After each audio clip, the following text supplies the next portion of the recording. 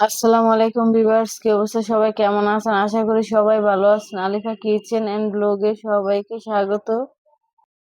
আজ আপনাদের সাথে শেয়ার করব কাসকি মাছের রেসিপি। কাসকি মাছ এইভাবে মাখিয়ে রান্না করলে যে কাসকি মাছ খেতে পছন্দ করে না সেও খাবে। এভাবে রান্না করে খেলে ভীষণ মজা হয়। এখানে আমি নিয়ে নিয়েছি পেঁয়াজ, টমেটো, কাঁচামরিচ, ধনিয়া পাতা।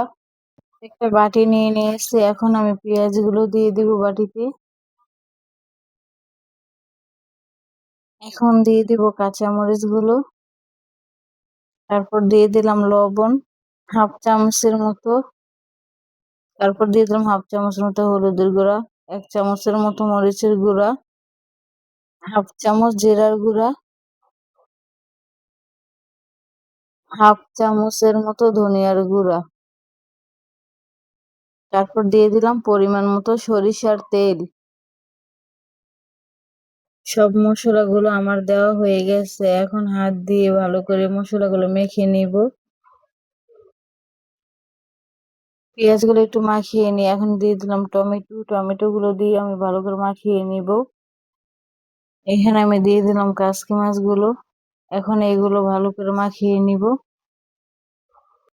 মাছগুলো আমি মাখিয়ে 10 মিনিটের মতো রেখে দিয়েছিলাম। এখন চুলাতে একটা কড়াই বসিয়ে নিব। কড়াইটা গরম হলে আমি মাছগুলো দিয়ে দিব।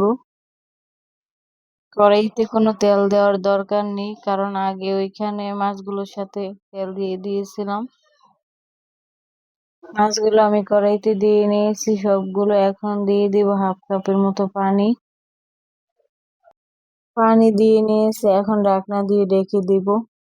3 মিনিট পর ঢাকনাটা উঠিয়ে আমি তরকারিটা নেড়ে চেড়ে দিব।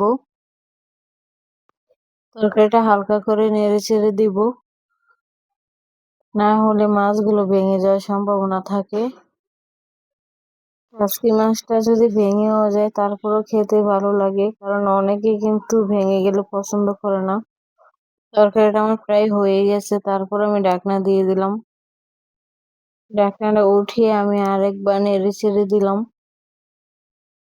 নেড়ে চেড়ে তরকারির পানিটা ভালো করে শুকিয়ে নিব। তারপর দিয়ে দিব ধনিয়া পাতা। ধনিয়া পাতা দিয়ে আমি ঢাকনা দিয়ে দিব ধনিয়া পাতাটা সিদ্ধ হওয়ার জন্য।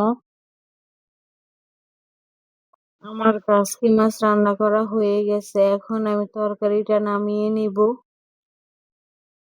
আজকের ভিডিওটি এই পর্যন্তই। ভালো লাগলে সাবস্ক্রাইব করে পাশে থাকবেন।